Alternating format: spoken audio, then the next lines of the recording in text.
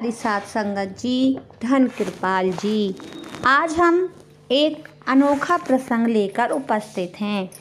ये है संत कृपाल जन्म दिवस 102वां अंक, 5th international women integration conference.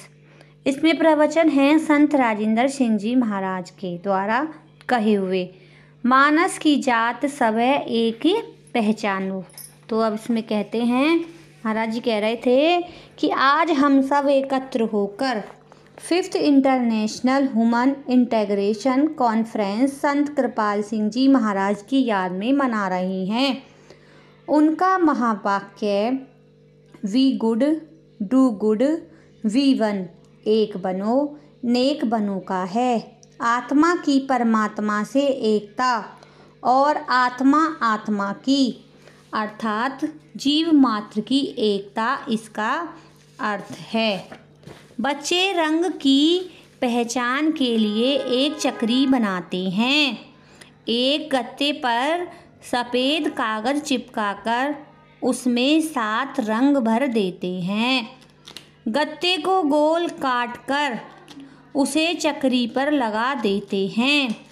इंद्रधनुषी 7 रंग के उस गोल चक्र पर लाल, नारंगी, पीला, हरा, नीला, आसमानी और बैंगनी रंग होते हैं।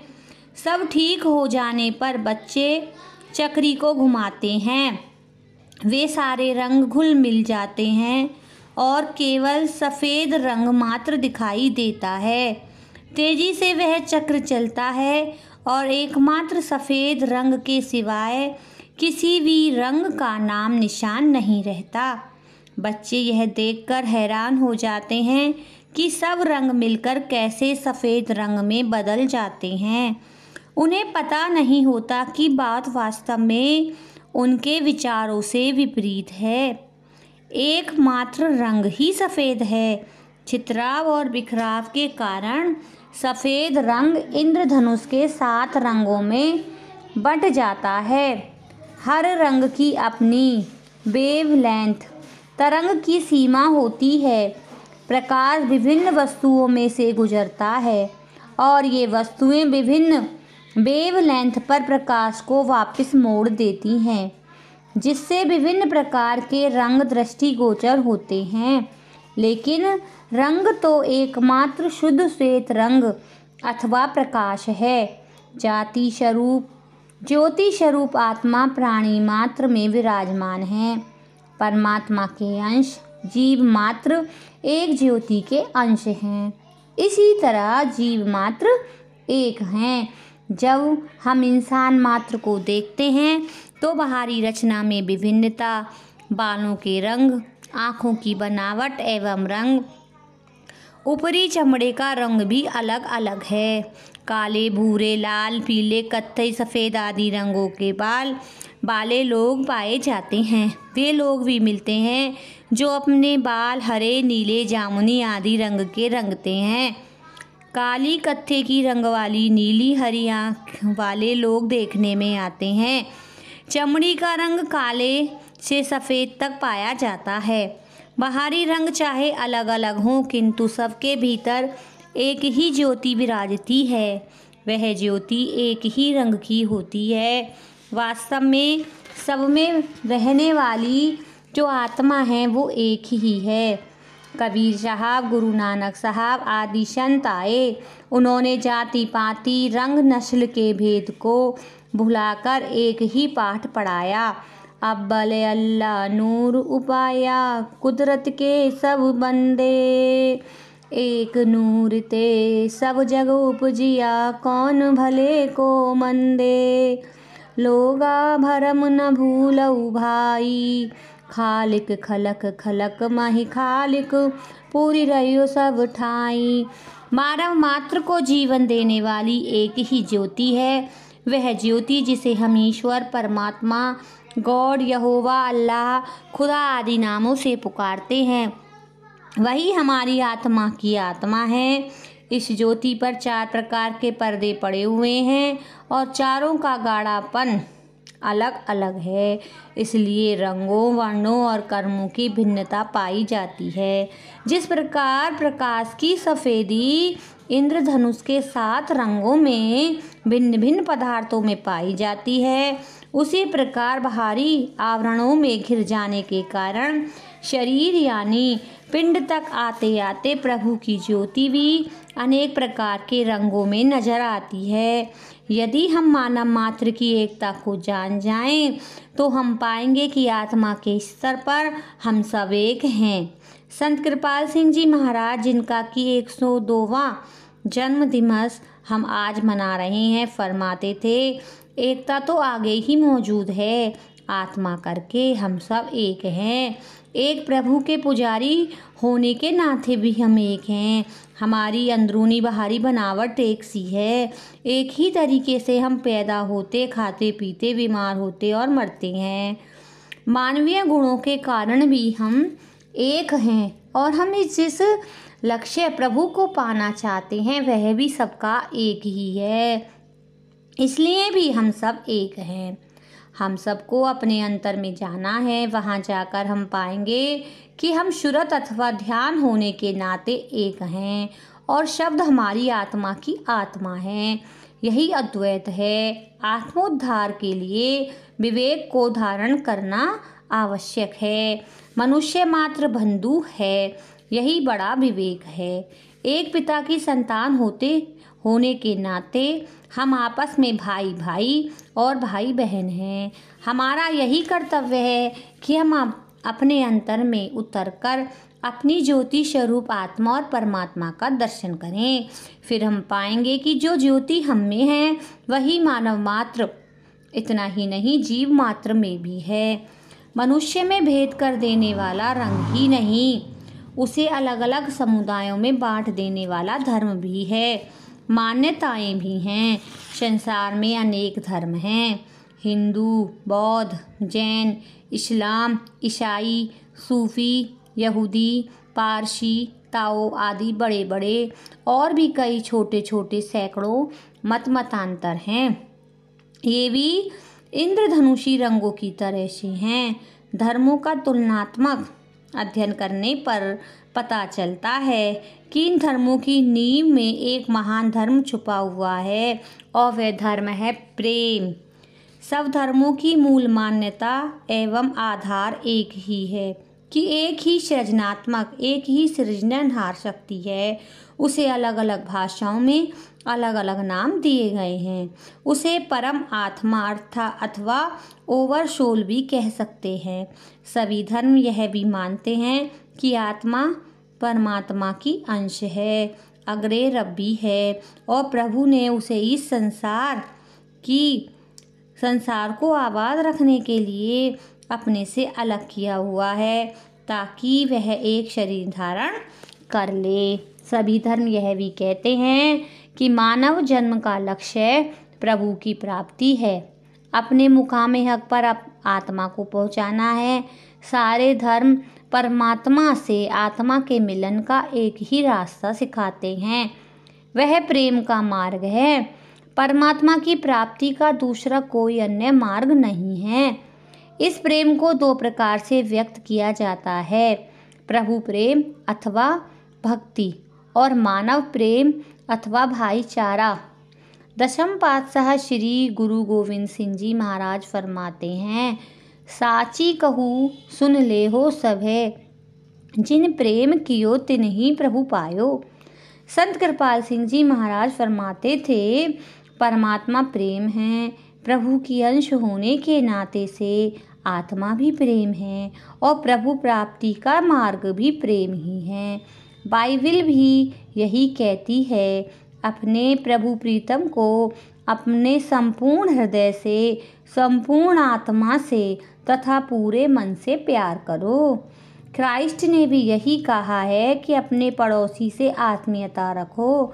जैसा तुम अपने आप से प्यार करते हो वैसा ही अपने पड़ोसी से प्यार करो।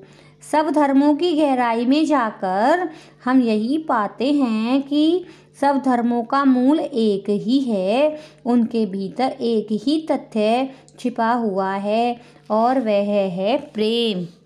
प्रेम एक प्रकाश है जो विभिन्न रूपों में व्यक्त होता है। माँ बाप, भाई भाई, भाई बहन, पति पत्नी, मानव प्रेम, विश्व प्रेम, इसके अनेक रंग हैं। वही प्रेम अनेक धर्मों में भी व्यक्त हुआ है, जैसे वेश, रीति रिवाज, बोलचाल, तीर्थ, दान, हवन, पूजा आदि के भिन्न भिन्न तरीके हैं। उसी तरह धर्म में भिन्न भिन्न रूप में दिखाई देता है। कोऊ भये मुंडिया सन्यासी, कोऊ जोगी भये, कोऊ ब्रह्मचारी, कोऊ जाति अनुमान वो, हिंदू तुर्क कोऊ, राफजी इमाम साफी, मानस की जाति सब एक पहचान वो। राफजी कहते हैं मुसीबत में अपने स्वामी को छोड़ देने वाले जो स्वार्थी लोग होते हैं। और इमाम कहते हैं नेता, पेशवा, नमाज पढ़ने वाला। शाफी रोगों को दूर करने वाला, झाड़ फूंक करने वाला। प्रेम ही वह पंथ है जिससे कि अन्य सारे पंथ पैदा हुए हैं। धर्मों के वेश, बोले, चक्र, चिन्ह, रीति रिवाज, धार्मिक क्रिया, कांड चाहे भिन्न हो, किंतु सब में चिर सत्य छुपा हुआ है। प्रभु भक्ति और इंसानी भाईचारे के द्वारा अपनी आत्मा को परमात्मा से जोड़ना। देहरा मस्जिद सोई पूजा ओम निवाज ओई, मानस सवे एक पे अनेक को भ्रमाऊ है। देवता आदेव जच गंधर्व तुरक, न्यारे न्यारे देशन के भेष का प्रभाव है। एक नैन, एक कान, एक देह, एक वन, खाक बाद आत्म और आव को रलाव है। खाक कहते हैं मिट्टी, बाद हवा, आव पानी, रलाव में मिला। अल्लाह अब एक सोई पुराण और कुरान ओई, एक ही स्वरूप सब है, एक ही बनाओ है। इसलिए मानव एकता को स्थापित करने के लिए हमें ऊपरी भेदभावों को भुलाना होगा। धर्म, रंग, नस्ल, सब प्रकार के भेद दूर रखने होंगे। इनके बीच छिपी सच्चाई को ढूंढना होगा। वह सच्चाई है प्रेम। जिन धर्मों की परंपरा में हमने जन्म लिया है उनमें छिपे प्रेम का हमें खोज निकालना होगा, तभी इस धरती माता पर मानव एकता स्थापित हो सकेगी। हम आत्मा हैं, यह एक सत्य है। अनेक आवरणों से हमारी आत्म ज्योति घिरी हुई है। इतना होने पर भी प्रेम के मजहब को हम मानने वाले हैं। फिर क्यों इस विश्व में इतनी विषमता, बैर, विरोध, लड़ाई झगड़े और युद्धों का प्रचार प्रसार है? इसका कारण विवेक और सही नजरी का अभाव है। हमारी चेतन आत्मा पर जड़ता का, अज्ञान का पर्दा पड़ चुका है। अनेक रूपों में मानव चोले, उनके आकार, बनावट, लंबाई, चौड़ाई और रंगों के भेद के अलावा हम पर मन का भारी पर्दा पड़ा हुआ है। इस मन के कारण से हम में नासमझी, गलतफहमी, शंका, अज्ञान आदि प्रवेश कर चुके हैं। इनके संस्कारों की मैल, चिकनाई आत्मा पर हावी हो चुके हैं। अलग अलग वस्तुओं में प्रकाश जब प्रवेश करता है तो विभिन्न स्तरों पर भिन्न भिन्न रंगों का रूप धारण कर लेता है। इसी प्रकार आत्मा का प्रकाश जब मन के पर्दों के माध्यम से गुजरता है, समझ सूझ के विभिन्न स्तर पर ज्ञान का फैलाव हो जाता है। इस प्रकार हम ज्ञान के विभिन्न स्तर पर स्थित हैं। हम में अनेक प्रकार के दृष्टिकोण, विश्वास और मतांतर होने का यही कारण है। चूँकि हमारे सबके मन मस्तिष्क विभिन्न स्तरों पर काम कर रहे हैं, इसलिए विभिन्न विषयों पर हमारे दृष्टिकोण भी अलग अलग पाए जा सकते हैं। हम जीवन को शुद्ध प्रकाश की दृष्टि से न देखकर कई रंग के शीशों में से देख पाते हैं। इसलिए जैसी दृष्टि वैसी सृष्टि की बात सही उतरती है। परिस्थितियों को उनके सही रंगों में न देखकर हम अपने बहुरंगी विभिन्न नजरियों की दृष्टि से, जिनमें हमारा मन रंगा पड़ा है, देखते हैं। मन के अनेक रंग हैं। इसमें काम, क्रोध, लोभ, मोह और अहंकार के विष भरे पड़े हैं। इस प्रकार हम प्रत्येक वस्तु को इन 5 जानलेवा विकारों की दृष्टि से नापते, तौलते और देखते हैं। एक समय में वही वस्तु हमारे लिए अत्यंत प्रिय होती है तो दूसरे समय वही अप्रिय है। उसका कारण है विकार का बदलाव। मानव एकता की स्थापना के लिए हमें अपने विवेक, सही नजरी, सही श्रद्धा को पुनः स्थापित करना होगा और मन के इन 5 विकारों के ऊपर उठना होगा। हमें ज्ञान के प्रकाश की खोज करनी होगी। यह प्रकाश आत्मा का अपना प्रकाश है। काम, क्रोध, लोभ, मोह और अहंकार को उखाड़ फेंक कर इन्हें भूल जाना होगा। इनके स्थान पर शांति, समता, विवेक, अनासक्ति और नम्रता को धारण करना होगा। एक माता जिस प्रकार अपने बालक की आवश्यकताओं का ध्यान रखती है, उसी प्रकार वात्सल्यपूर्वक, सहानुभूतिपूर्वक हमें दूसरे की आवश्यकताओं की ओर देखना होगा। संसार की ओर देखने का केवल मात्र एक ही सही दृष्टिकोण है और वे है प्रेम का। हमें निस्वार्थ भाव को हमेशा के लिए धारण करना होगा ताकि हर परिस्थिति प्रेममय स्थिति में बदल जाए। हमें अपने स्वार्थ और अहंकार भूलकर दे और दे का भाव अपना लेना होगा। ऐसा करके हम अपने आप को प्रेममय अवस्था से भरपूर पाएंगे। जो प्रेम हम दूसरों को देते हैं वे बीज रूप में बदलकर हमें फसल रूप में मिलेगा। संत मीराबाई जी ने प्रेम की बेली बोने का वर्णन किया है। इससे हम में पूर्णता आएगी और अनंत सुख मिलेगा जिसकी हमें तलाश है। काम, क्रोध, लोभ, मोह, अहंकार हमारी शक्ति को क्षीण करते हैं। इनमें कभी सुख, संतोष और परिपूर्णता नहीं मिल सकती। इसके लिए तो प्रेम बेली बोना होगी। जैसे एक दाना बोने पर हजारे दाना पैदा होते हैं, उसी प्रकार हमें अनंत गुणा प्रेम प्राप्त होता है। फिर हम प्रेम, शांति और परमानंद से पूर्ण हो जाएंगे। इस तरह हमें इस बात की प्रतीति हो जाती है कि हम सब प्रेम और प्रकाश हैं। मात्र समझ से बहुत ज्यादा ऊपर उठकर पूर्ण बनकर हमें उसका अनुभव करना है। आत्मा के स्तर पर एकात्मता की अनुभूति के लिए हमें ध्यान की क्रिया को अपनाना होगा। प्रत्येक धर्म में अंतर्मुख होने का विधान है ताकि हम एकत्व को प्राप्त कर सकें। इस प्रक्रिया को अंतर्मुख होना, एकाग्र होना, प्रार्थना, ध्यान अथवा चिंतन भी कहते हैं। ध्यान के द्वारा हम अपनी आत्मा को शरीर और मन से अलग करते हैं। यह एक मार्ग है जिसके द्वारा हम बहुरंगी तरंगों से ऊपर उठ जाते हैं। इन बहुरंगी तरंगों से हटकर हम आत्मा के स्तर पर आ जाते हैं। यह स्तर प्रभु की ज्योति का स्तर है। यह प्रकाश बाहरी पुतगुलों और तरंगों का नहीं है। उसका बाहरी दुनिया से कोई लेना देना नहीं है। यह महाचेतन है। यह शुद्ध चेतन की धारा है। वास्तव में यह प्रेम ही है। उसमें तन्मय होकर हम पूर्ण प्रेम, पूर्ण प्रकाश, पूर्ण चैतन्य और परमानंद के सरोवर में स्नान करते हैं। हम उस आनंद और मस्ती को पा जाते हैं जिसका करोड़वांश भी दुनिया में उपलब्ध नहीं है। हम ये अनुभव करते हैं कि आत्मिक रूप से हमारा सही तत्व प्रेम और मस्ती है। ध्यान की सरल प्रक्रिया को प्रत्येक व्यक्ति, चाहे वे किसी देश, धर्म, आयु अथवा सामाजिक स्थिति का हो, अपना सकता है। इसे बालक से लेकर 100 साल अथवा इससे भी अधिक आयु के वृद्ध भी अपना सकते हैं। इसमें हमें इस प्रकार बैठना होता है कि हमारा शरीर स्थिर रहे।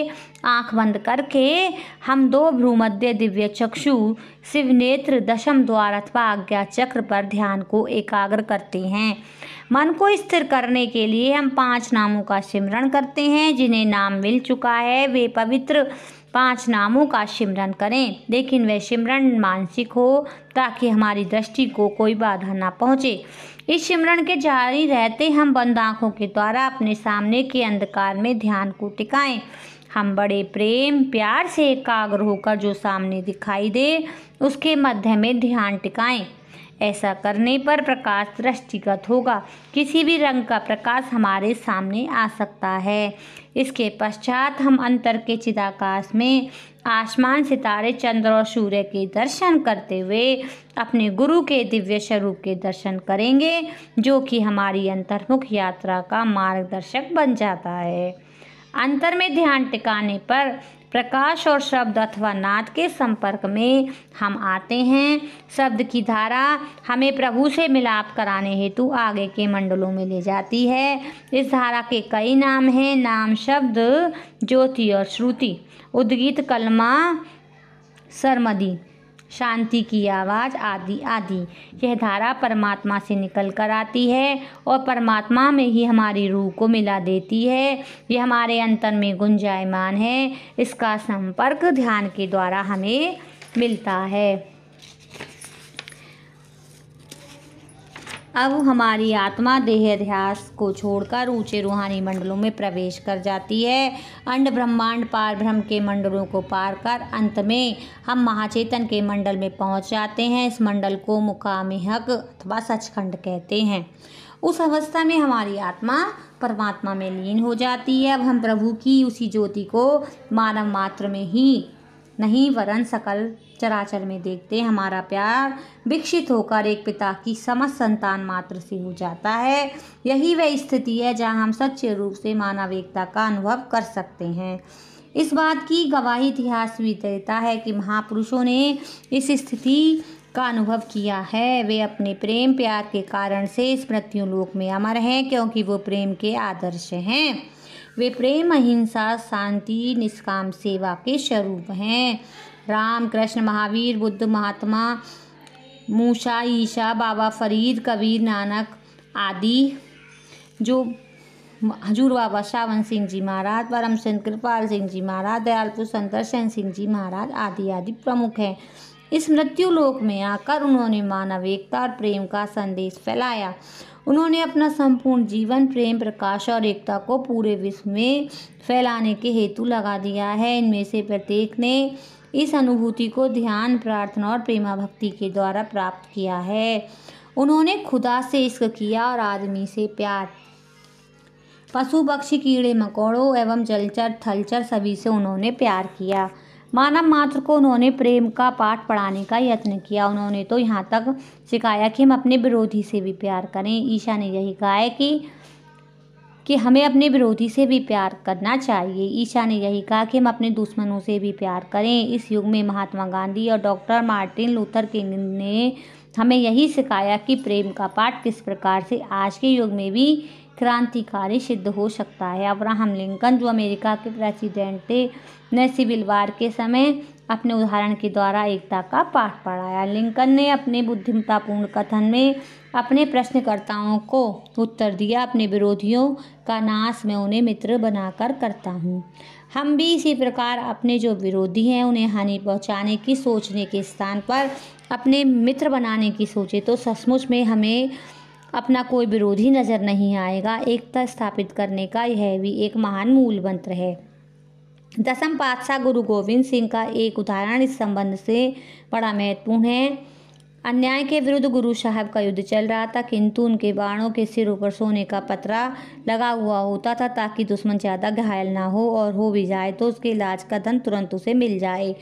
उसके एक सिख भाई कन्हैया थे जिन्हें force runner of modern red cross कहा जा सकता है। भाई कन्हैया को युद्धकाल में पानी पिलाने का काम सौंपा गया था। वे पानी पिलाते समय यह नहीं देखते थे कि पानी पीने वाला दुश्मन है या दोस्त। उनके विरुद्ध सिखों ने चार्जशीट पेश की। भाई कन्हैया दुश्मनों से मिले हुए हैं। उत्तर में भाई कन्हैया ने जवाब दिया, सच्चे पातशाह, ना मैं हिंदू को पानी पिलाता हूँ ना मुसलमान को, मैं तो जहाँ आपकी ज्योति देखता हूँ जल पिला देता हूँ। श्री गुरु गोविंद साहब ने प्रसन्न होकर यही फरमाया। भाई कन्हैया ने वास्तव में मेरी तालीम को समझा है। आज के इस पवित्र अवसर पर हम परम संत कृपाल सिंह जी महाराज का जन्म दिवस मना रहे हैं। उन्होंने आयु के प्रारंभ से ही मानव एकता और मानव सेवा का आदर्श रखा है। उनके चाचा जी बीमार हुए तो चाचा जी के पास बिस्तर पड़े एक कमज़ोर बूढ़े की सेवा भी उन्होंने उसी तरह की जैसे चाचा जी की। पूछने पर उन्होंने यही कहा, मैं मानव मात्र का हूँ। 1919 में इन्फ्लुएंजा और प्लेग फैल जाने पर लोग अपने बीमार रिश्तेदारों को छोड़कर भाग जाते थे। उस समय उन्होंने अकेले ही बीमारों की सेवा और मृतकों के अंतिम संस्कार का काम हाथ में लिया। मानव एकता का गुरुमत सिद्धांत उन्होंने अपने सदगुरु बाबा सावन सिंह जी महाराज के आदर्श पर लिखा। अपने गुरुपद काल में सब धर्मों की एकता का महान कार्य एवं मानव मात्र की एकता सम्मेलन में उन्होंने 1974 में किया एवं मानव केंद्र की स्थापना की। इस प्रकार मानव एकता की रूपरेखा उन्होंने अपने जीवन में तैयार कर दी थी। उसी पर संत दर्शन सिंह जी महाराज आगे बढ़े। हम भी मानव एकता के लिए प्रयत्नशील हैं उसको पाने की विधि का हम अनुसरण कर सकते हैं। हम आत्मनिरीक्षण और ध्यान के अभ्यास में नियमित रूप से समय लगाएं। हुजूर बाबा सावन सिंह जी महाराज ने इस हेतु 2.5 घंटे प्रतिदिन नियत किए हुए हैं। इतने समय हम अपने अंतर की ज्योति के संपर्क में रहें। प्रतिदिन इतना समय ज्योति के संपर्क में रहने से हमें जीवन एक नए दृष्टिकोण से दिखाई देगा। मानव मात्र हमें एक दिखाई देगा। हम में सबके प्रति प्रेम जागृत होगा। उस दृष्टिकोण को पाकर हम सबसे एक परिवार की तरह से व्यवहार करेंगे। कोई भूखा न रहेगा, न कोई बीमार दवाई के बगैर दुख उठाएगा। हम सबके शुभचिंतक बन जाएंगे। प्राणी मात्र के प्रति तेरे भाणे सर्वथा भला इस हृदय में विराजमान होगा। हम सबकी सेवा करने को आतुर रहेंगे। सबकी सेवा निष्काम भाव से करेंगे। गले लगा लो हर इंसान को के अपना है, चलो तो रहा गुजारों में बांटते हुए प्यार। इस प्रकार प्रत्येक का जीवन बन जाने पर संसार की सब समस्याओं का हल निकल आएगा। संसार की सारी समस्याएं इसलिए पैदा हुई हैं कि हमने प्रभु के बजाय जड़ को हृदय में स्थान दे रखा है। फिर से हम प्रभु अथवा चेतन को अपने हृदय में स्थापित कर लें, यही उपाय है। फिर हम एक दूसरे से लड़ने के स्थान पर गरीबी, अन्याय, प्रदूषण, अपराध तथा गलत मान्यताओं के विरुद्ध युद्ध करेंगे। प्रभु यदि सब हृदयों में स्थापित हो जाए तो प्रेम का साम्राज्य बनेगा और ये बुराइयां पैदा ही नहीं होंगी। संसार फिर मानव मात्र के रहने लायक बन जाएगा। आज तो हर जगह हर तरह का खतरा बना हुआ है। हम ये पाएंगे कि संसार के सब साधनों का समान वितरण होता है और कोई भी अन्न, वस्त्र, दवाई और शिक्षा के बगैर नहीं है। इसके अभाव में दुखी नहीं है। किसी प्रकार का मनोमालिन्य, सुभावना अथवा ईर्ष्या अथवा द्वेष को कोई स्थान नहीं रहेगा। सर्वे भवन्तु सुखिनः, सर्वे सन्तु निरामया। सब सुखी हो, सब पवित्र हृदय वाले हों। सर्वे भद्राणि पश्यन्ति मा कश्चित् दुःखभाग् भवेत्। सभी भद्र पुरुष हों, किसी के भाग्य में कतई दुख न हो। मानव एकता का प्रारंभ इससे होता है। यह काम दूसरों को उपदेश देकर नहीं बन सकता। इसका प्रारंभ स्वयं करें। विश्व की 6 अरब जनसंख्या यदि प्रतिदिन अंतर में ज्योति और श्रुति से जुड़े तो एक तरह प्रेम के युग का उदय हो जाएगा। इसलिए यही न्यायोचित है कि हम स्वयं से प्रारंभ करें। आज से, अभी से ही शुरू कर दें तो पाएंगे कि हमारे अंदर की ज्योति हमें जोड़ देने वाली कड़ी है। हम बदलेंगे, हमारा परिवार, हमारी कौम और विश्व बदल जाएगा। अंत में संत दर्शन सिंह जी महाराज के चंद शेर आपकी सेवा में प्रस्तुत करता हूँ। एक ही उष्ण के चश्मे की हैं लहरें हम लोग, एक ही इश्क के दरिया की हैं नहरें हम लोग। एक ही सांचे में फितरत के ढले हैं हम सब, एक ही नूर की वादी में पले हैं हम सब। एक ही धरती पे जो बसते हैं वो इंसान हैं हम, एक परमात्मा हैं उसकी ही संतान हैं हम। धन कृपाल।